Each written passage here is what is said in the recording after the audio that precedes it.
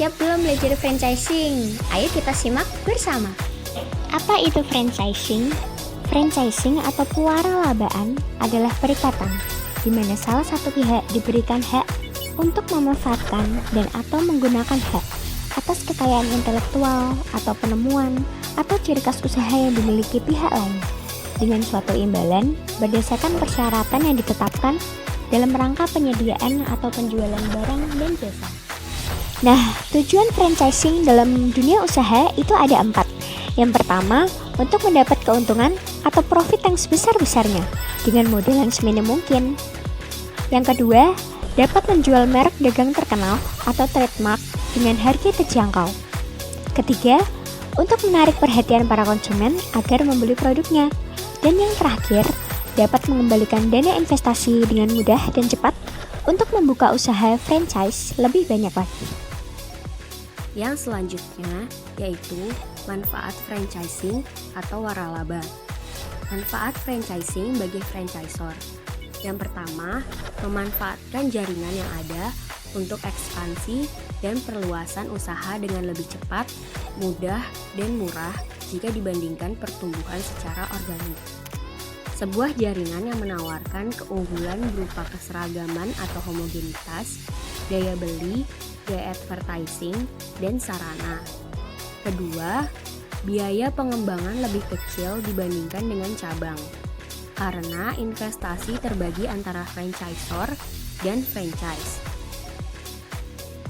Ketiga, teknik untuk mempercepat waktu penetrasi pasar dan penguasaan pasar, waktu pengembangannya lebih singkat.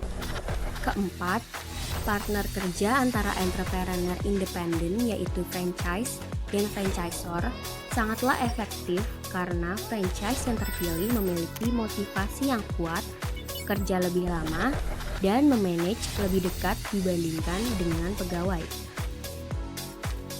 Selanjutnya, manfaat franchising bagi franchise.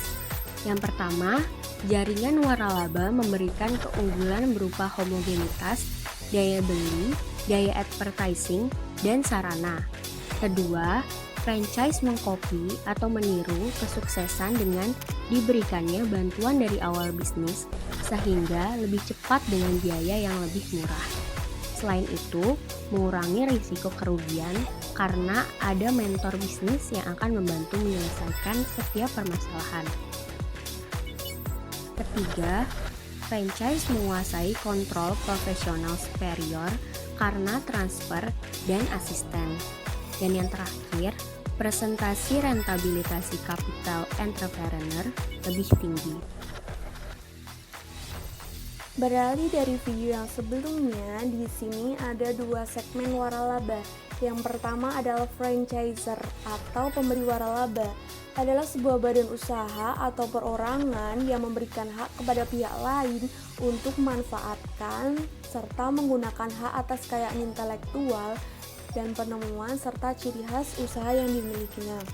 Franchiser juga sudah harus siap dengan perlengkapan operasional bisnis dan kinerja manajemen yang baik, menjamin kelangsungan usaha, dan mendistribusikan bahan baku dalam jangka waktu yang panjang, serta menyediakan kelengkapan usaha sampai ke detail yang paling terkecil.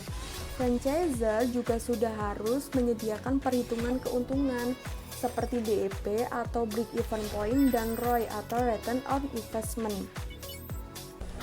Kemudian yang kedua ada franchisee atau penerima waralaba. Adalah badan usaha atau perorangan yang diberikan hak untuk memanfaatkan dan menggunakan hak atas kekayaan intelektual serta penemuan dan ciri khas yang dimiliki pemberi waralaba. Franchisee hanya menyediakan tempat usaha dan modal sejumlah tertentu tergantung dari jenis waralaba yang akan dibeli. Namun, franchisee juga mempunyai kewajiban yang sangat esensial, yakni menjaga image produk waralaba. Franchisee juga mempunyai 2 kewajiban finansial, yakni membayar franchisee fee serta royalty fee. Jenis waralaba. Yang pertama yaitu waralaba luar negeri atau waralaba asing.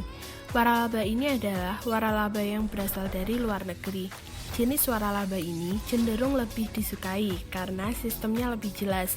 Merek sudah diterima di berbagai dunia dan dirasakan lebih bergengsi. Contohnya seperti McDonald's, Kentucky Fried Chicken, Bread Talk, Starbucks, Pizza Hut, dan lain-lain. Kemudian waralaba dalam negeri. Waralaba dalam negeri adalah waralaba yang berasal dari dalam negeri. Jenis waralaba ini juga menjadi salah satu pilihan investasi untuk orang-orang yang ingin cepat menjadi pengusaha, tetapi tidak memiliki pengetahuan cukup, piranti awal, dan kelanjutan usaha ini yang disediakan oleh pemilik waralaba. Contohnya waralaba lokal yaitu Primagama, Alfamart, Martatilaar, Roti Buana, Edward Forer, Bogosari Baking Center, dan berbagai nama lainnya. Tipe-tipe franchising atau waralaba. Yang pertama, trade name franchising. Dalam tipe ini, franchise memperoleh hak untuk memproduksi. Sebagai contoh, PT Great River memiliki hak untuk memproduksi pakaian dalam drum dengan lisensi dari Jerman. Kemudian, produk distribution franchising. Dalam tipe ini, franchise memperoleh hak untuk distribusi di wilayah tertentu, misalnya soft drink dan kosmetik. Dan yang terakhir, pure franchising atau bisnis format. Dalam tipe ini, franchise memperoleh hak sepenuhnya, mulai dari trademark, penjualan, peralatan, metode operasi, strategi pemasaran, bantuan manajemen dan teknik, pengendalian kualitas, dan lain-lain. Contohnya adalah restoran, fast food, pendidikan, dan konsultan. Berikut ini adalah keuntungan franchising dalam dunia usaha. Yang pertama, franchise mendapatkan keuntungan dari aktivitas promosi dan iklan franchisor pada tingkat nasional. Yang kedua, franchise mendapatkan pengetahuan yang khusus dan berskill tinggi serta pengalaman dari organisasi dan manajemen franchisor. Yang ketiga, franchise mendapatkan keuntungan dari daya beli yang besar dan kemampuan negosiasi yang dilakukan franchisor atas nama seluruh franchise jaringannya. Yang keempat, franchise mendapatkan insentif dengan memiliki bisnis sendiri yang memiliki keuntungan tambahan dari bantuan terus-menerus franchisor. Yang kelima, franchise mengumpulkan banyak informasi dan pengalaman yang tersedia sebanyak-banyaknya untuk dibagi kepada seluruh franchise dalam sistemnya. Yang keenam, risiko bisnis franchise berkurang sangat besar. Untuk kerugian franchising sendiri, yang pertama, tidak dapat menghindari bahwa hubungan antara franchisor dan franchise pasti melibatkan penekanan kontrol. Yang kedua, franchise harus membayar kepada franchisor untuk jasa-jasa yang didapatkannya dan untuk penggunaan sistem, yaitu dengan uang franchise. Yang ketiga, kesukaran dalam menilai kualitas franchisor. Yang keempat, kontrak franchise akan berisi beberapa pembatasan terhadap bisnis yang difranchisekan. Yang kelima, franchise mungkin akan menemukan dirinya menjadi terlalu tergantung terhadap franchisor.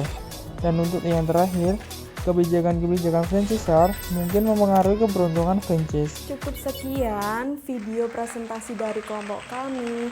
Bila ada tutur kata yang kurang berkenan, kami mohon maaf yang setulus-tulusnya. Terima kasih. Wassalamualaikum warahmatullahi wabarakatuh.